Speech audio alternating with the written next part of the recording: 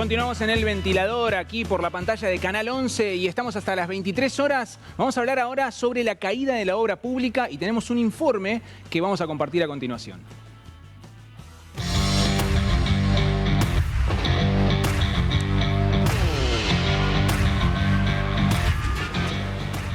En marzo del año pasado, el gobierno de Entre Ríos aprobó una ley que declaró la emergencia en obras públicas para ordenar y reestructurar la deuda con empresas constructoras.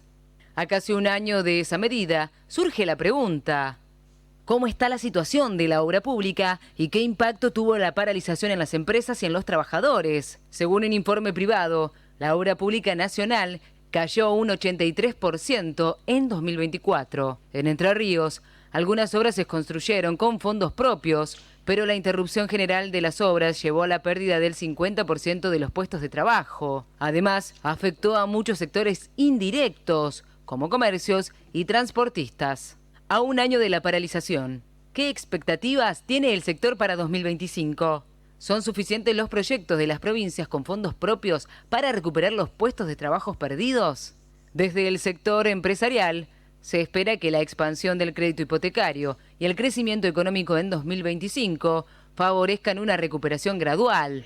Aunque la apreciación del peso y la alta inflación aún no incentivan nuevas inversiones, ¿será el tipo de cambio clave en la reactivación de proyectos inmobiliarios?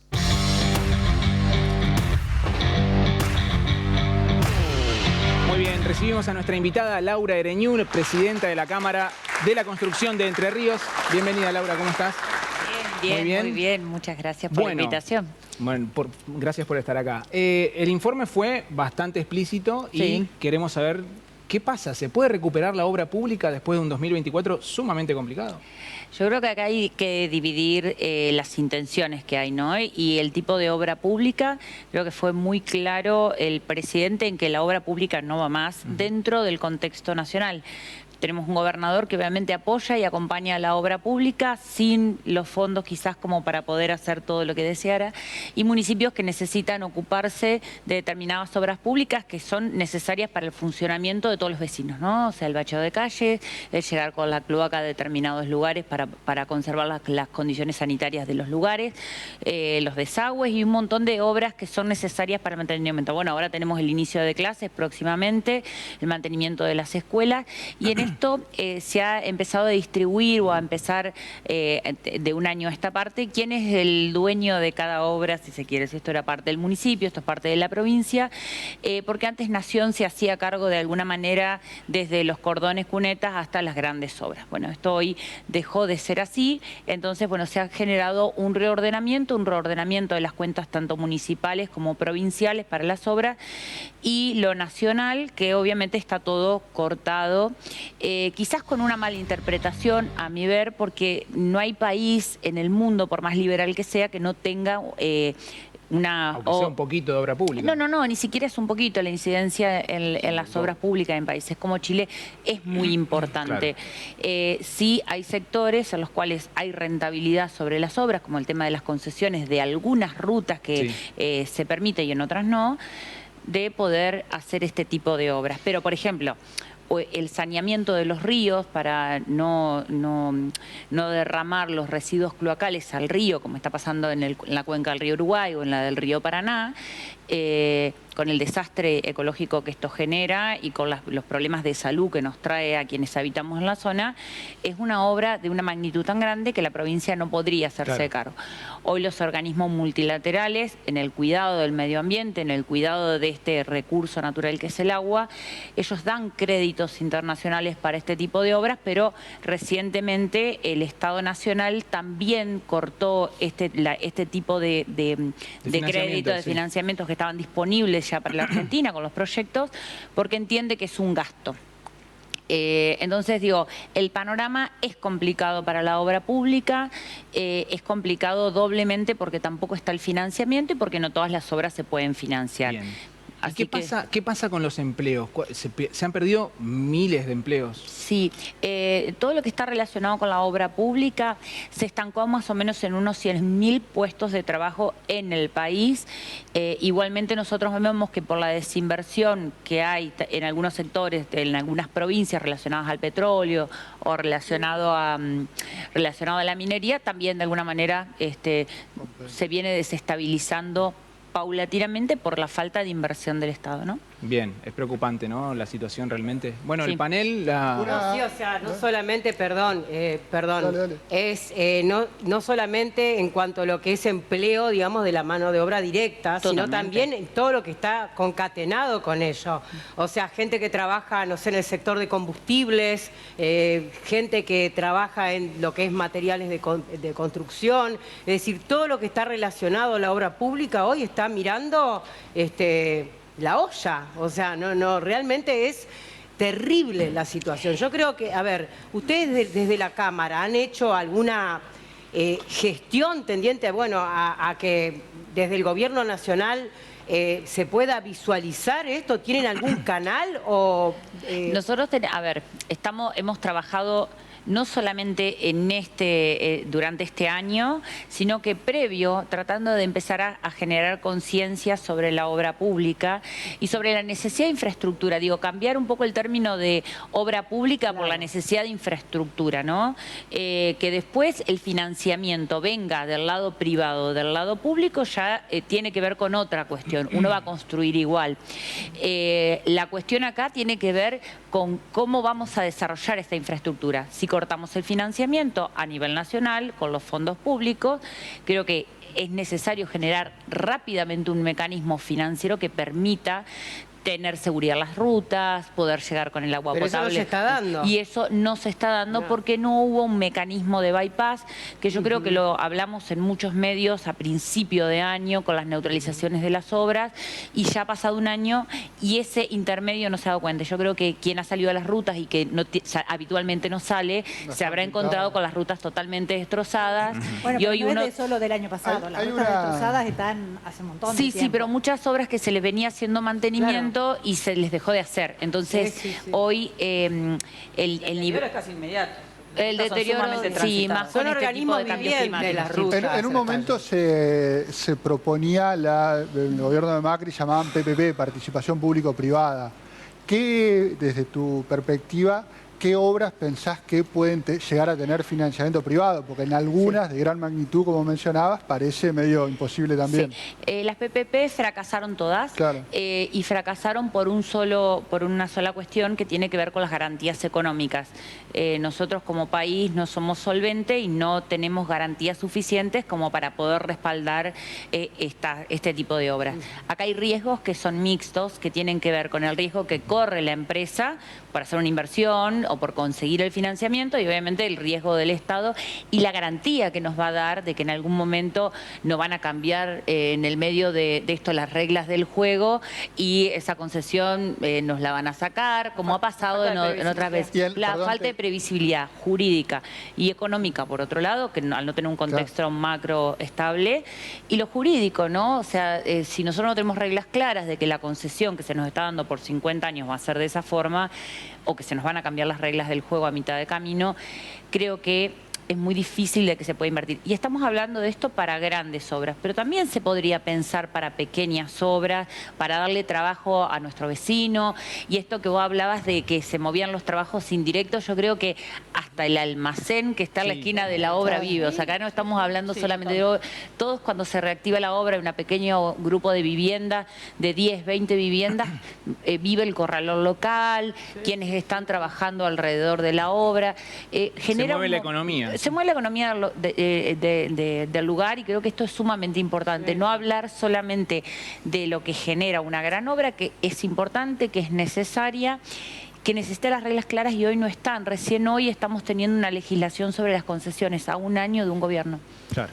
Entonces, digo, estamos atrasados en cuanto al contexto que se necesita para que esto se reactive. Si ya llevamos un año y no tenemos el marco legislativo, muy poco Y que se va a sea discutir probable un que año haya más. este tipo de obras que se necesitan, ¿no? El lanzamiento de créditos hipotecarios para viviendas, ¿ha tenido algún impacto en las empresas de construcción?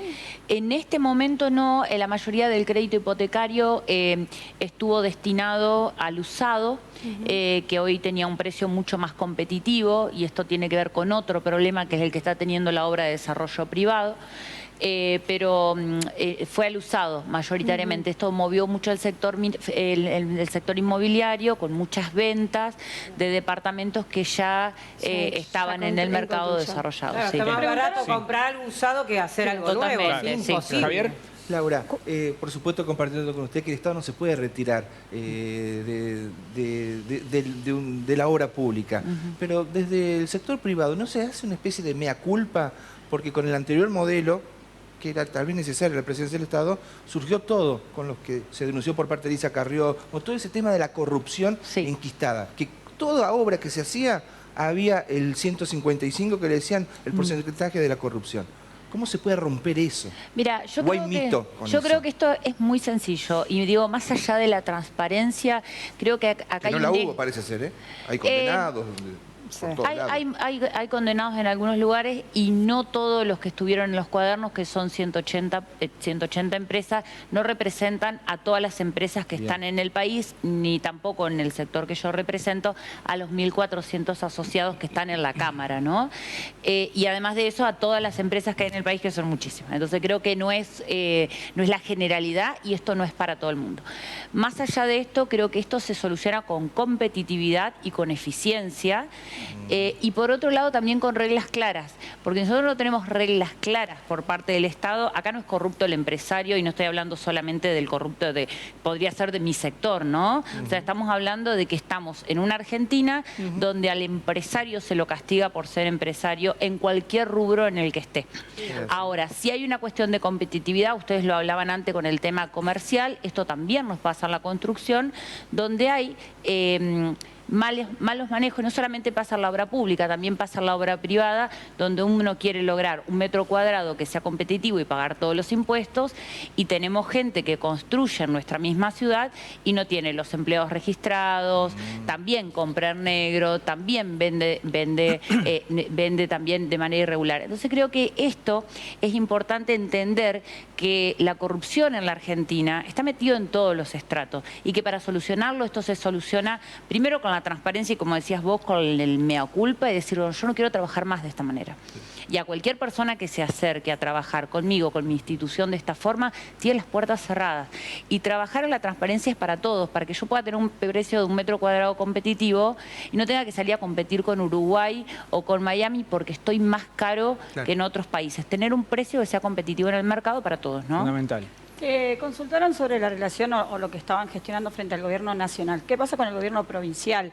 ¿Cómo ven este año? ¿Si ven una posibilidad de reactivación, o es un proceso que va a llevar más tiempo como para que se estabilice?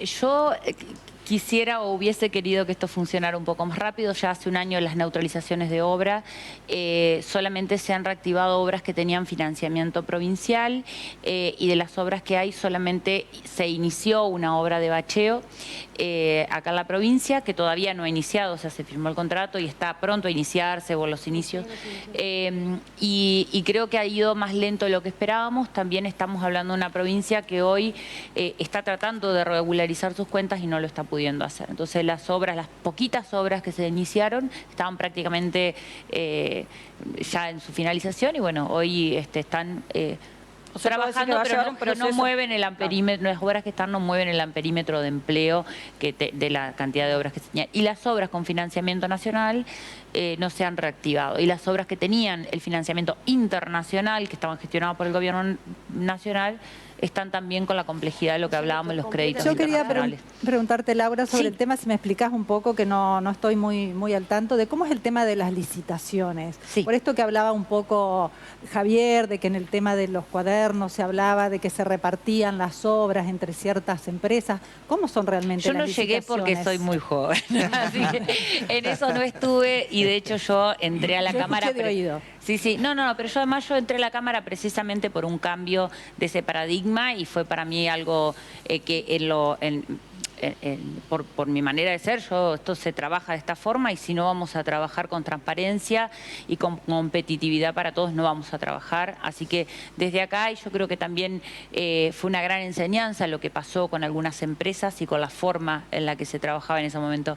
Yo creo que después de la causa de los cuadernos hubo un antes y un después a la obra pública, donde se mejoraron todos los procesos de transparencia, donde se hizo una gestión que realmente hoy se puede ver cuáles son los números que con las que las empresas cotizamos cualquier tipo de licitación que hubiera, y los números son públicos, y cualquier certificación. De hecho, se está trabajando acá en la provincia en un sistema para que se pueda transparentar toda la gestión y que la información esté disponible, lo cual me parece bueno, porque esto es una cotización, ¿no? Yo armo un cómputo, un presupuesto y compito con los demás en cuanto a precio.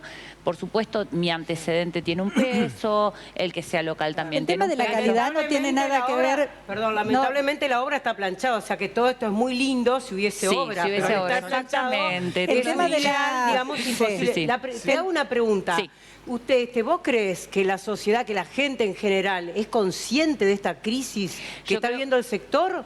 Que esto le va a jugar una mala pasada al gobierno si decide, por ejemplo, Milei postularse a una reelección, o a la gente le resulta indiferente? Yo te voy a hablar primero por las encuestas. Las encuestas siguen mostrando a Milei con un 60% de imagen positiva, y a la gente, dentro de las prioridades que tiene la gente, es bajar la inflación.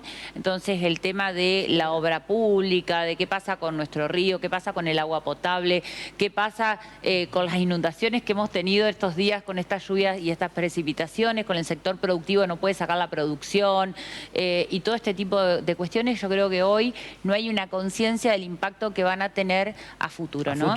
Milei fue muy claro respecto a esto, ¿eh? Él dijo que se cortaba la obra pública y bueno, cumplió. Y la cuestión ambiental tampoco le importa. A mí me gustaría aclarar algunas cosas que me parece que está bueno que lo sepamos.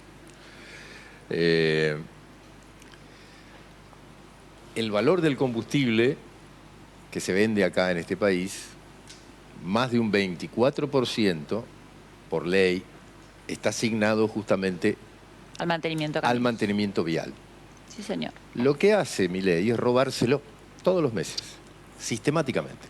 Se lo roba y se lo da a los que están jugando en la timba maravillosa financiera, que vos podés jugar o no, digamos lo que sea. Hoy está pagando y casi un 28, un 27% anual en dólares.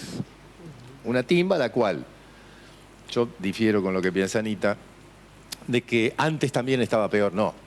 Si vos vivís acá en la provincia de Entre Ríos y te movés en la provincia de Entre Ríos, te das cuenta que es un desastre en el último año. Ha sido un desastre. Todo. No del último año, Alejandro. Todos. No voy a discutir esto con vos para nada, no es la idea. Desastre, un desastre. Mientras tanto, Milei en la timba se sigue jugando ese 25% todas las semanas, que es tuyo, que es mío, que garantiza que no haya accidentes, que garantiza que la gente no muera. No le importa. Esa es la idea.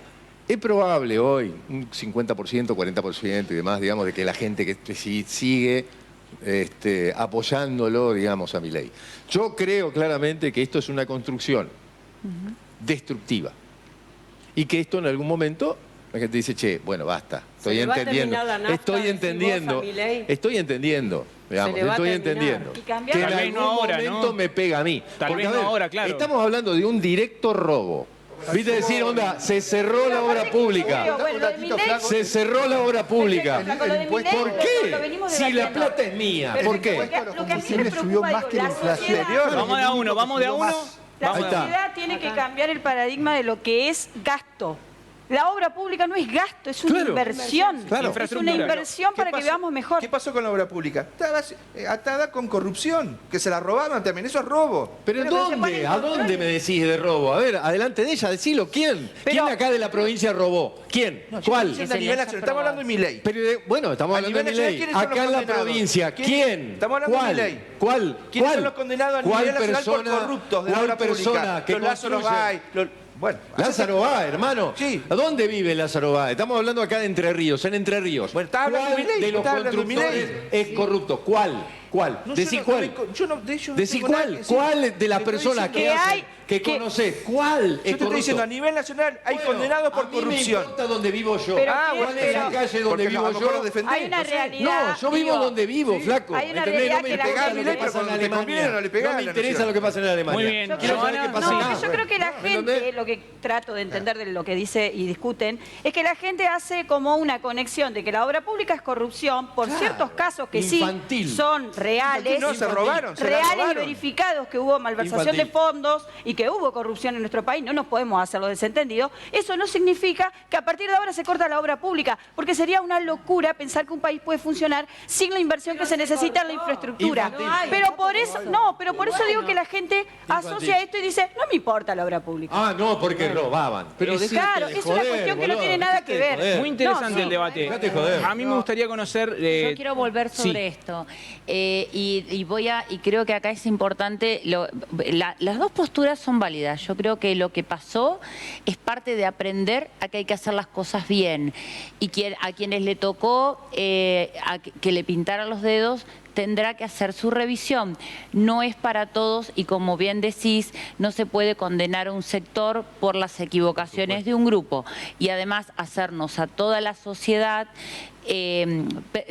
víctimas de esta situación. Sí. Y la realidad es que estas cuestiones de corrupción siguen pasando porque quien se queda con los fondos públicos, con los fondos de todos que están destinados a cuestiones específicas como el mantenimiento de nuestra seguridad vial, también incurre en un delito. Entonces, creo que hay que ser justos con esto, sin condenar, no es este sector, porque me toca representarlo a mí, pero también soy usuaria del mismo sector del que son usuarios ustedes, y creo que es importante tener claro que nosotros necesitamos infraestructura para desarrollarnos, para vivir con salud, para mandar a nuestros hijos a estudiar y para poder vivir en un país que tenga posibilidades de desarrollarlo.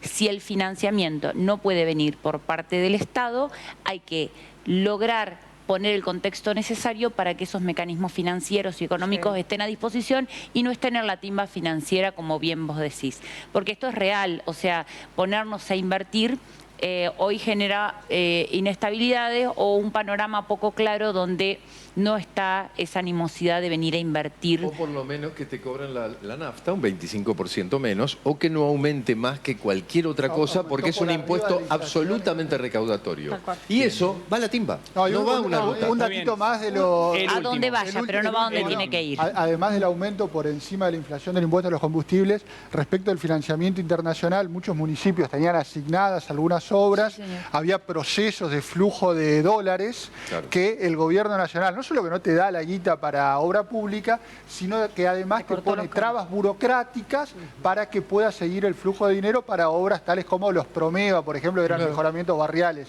Es decir, no es que no te da la guita, además no quiere que haya obra. Bueno, en ese marco me parece que son gestiones interesantes, la de Frigerio, que con poco trata de hacer algo, y la intendente Rosario Romero, que tiene 17 obras en ejecución, con fondos propios. Muy bien. O sea, de la nada están haciendo lo poco que se puede. Tenemos mensajes de la gente que llegan al... ¿A qué número, Eva? Al 3435-054-874. ¿Y dicen? Dice este mensaje: soy Luis, albañil. Trabajo en la construcción hace más de 20 años y nunca vi algo así. Las obras están frenadas y no sabemos qué va a pasar. Antes siempre había changas, ahora ni eso. Sí, señor. Otro mensaje: Martín de San Benito.